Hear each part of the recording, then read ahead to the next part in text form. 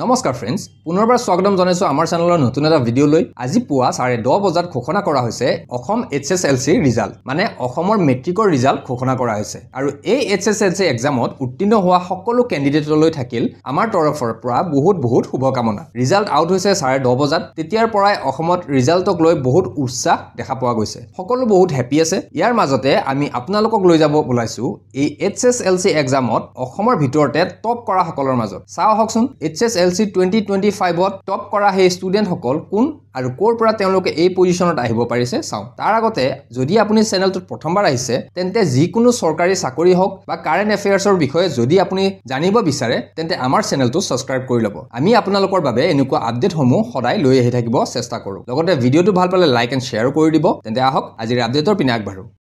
প্ৰথমে আমি আপোনালোকক জনাই দিব বিচাৰিছো এইবাৰ হৈ যোৱা HSLC 2025 এক্সামৰ বিষয়ে অলপ। এইবাৰৰ এক্সামত সৰ্বমুঠ 4,22,737 গৰাকী ষ্টুডেণ্টে এক্সাম দিয়ে। তাৰ ভিতৰত 1,87,752 গৰাকী ছাত্ৰ আৰু 2,34,985 গৰাকী ছাত্ৰী। এই সৰ্বমুঠ ফলাফলত প্ৰথম বিভাগত উত্তীৰ্ণ হোৱা ছাত্ৰ-ছাত্ৰীৰ সংখ্যা হ'ল 89,041 গৰাকী। ইয়াৰ ভিতৰত ডিষ্টিংশ্যন পোৱা ছাত্ৰ-ছাত্ৰীৰ সংখ্যা হ'ল 5,336 গৰাকী। ষ্টাৰ নাম্বাৰ লৈ পাছ কৰা সকলৰ সংখ্যা হ'ল 16,517 গৰাকী। লেটাৰ পোৱা সকলৰ সংখ্যা হ'ল 1,68,312 গৰাকী। ছেকেণ্ড ডিভিজন পোৱাৰ সংখ্যা হ'ল 1,35,568 গৰাকী আৰু থাৰ্ড ডিভিজন পোৱাৰ সংখ্যা হ'ল 45,862 গৰাকী। লগতে সমগ্ৰ অসমৰ ভিতৰতে শিৱসাগৰ জিলা জিলিকিছে উত্তীৰ্ণৰ হাৰত, মানে সমগ্ৰ অসমৰ ভিতৰত শিৱসাগৰ জিলাৰ পৰা উত্তীৰ্ণৰ হাৰ সকলোতকৈ বেছি। আৰু সৰ্বনিম্ন উত্তীৰ্ণৰ হাৰ হৈছে শ্ৰীভূমি জিলাত, মানে কৰিমগঞ্জ জিলাত, মানে ইয়াত উত্তীৰ্ণৰ হাৰ সমগ্ৰ অসমৰ জিলাসমূহতকৈ সকলোতকৈ কম।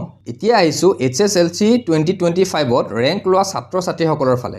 এইবাৰৰ এক্সামত ফাৰ্ষ্ট পজিশন ল'বলৈ সক্ষম হৈছে অমিশী শইকীয়া, যাৰ টোটেল মাৰ্কছ আছিলে 591 আউট অফ 600। তেওঁৰ টোটেল পাৰ্চেণ্ট হ'ল 98.50 আৰু এই ষ্টুডেণ্টজনী প্ৰজ্ঞা একাডেমী ছিনিয়ৰ ছেকেণ্ডেৰী স্কুল যোৰহাটৰ হয়। তাৰ পিছত ছেকেণ্ড পজিশন ল'বলৈ সক্ষম হৈছে সপ্তৰ্ষ বৰদলৈ, যাৰ টোটেল মাৰ্কছ আছিলে 590 আউট অফ 600, টোটেল 98.33%। এই ষ্টুডেণ্টজন অসম জাতীয় বিদ্যালয় নুনমাটি গুৱাহাটীৰ হয়। তাৰ পিছত তৃতীয় স্থান পাবলৈ সক্ষম হৈছে অনিৰ্বাণ বৰগোহাঁই, যাৰ টোটেল মাৰ্কছ আছিলে 589 আউট অফ 600, টোটেল 98.17%। এই ষ্টুডেণ্টজনো সেম প্ৰজ্ঞা একাডেমী ছিনিয়ৰ ছেকেণ্ডেৰী স্কুল যোৰহাটৰ হয়। এই তিনিওগৰাকী ষ্টুডেণ্টকে সমগ্ৰ অসমবাসীৰ পৰা বহুত শুভকামনা থাকিল। তেওঁলোকে যাতে ভৱিষ্যতেও এনেকুৱা ৰিজাল্ট দেখুৱাই নিজৰ লগতে অসমলৈও গৌৰৱ কঢ়িয়াই লৈ আহে তাৰে কামনা কৰিছো। সো এইখিনিয়ে আছিল আজিৰ আপডেটত। ভিডিঅ'টো চাই ভাল পালে লাইক এটা কৰি যাব, লগতে চেনেলটো সাবস্ক্ৰাইব কৰিবলৈ একেবাৰে নাপাহৰিব। ধন্যবাদ।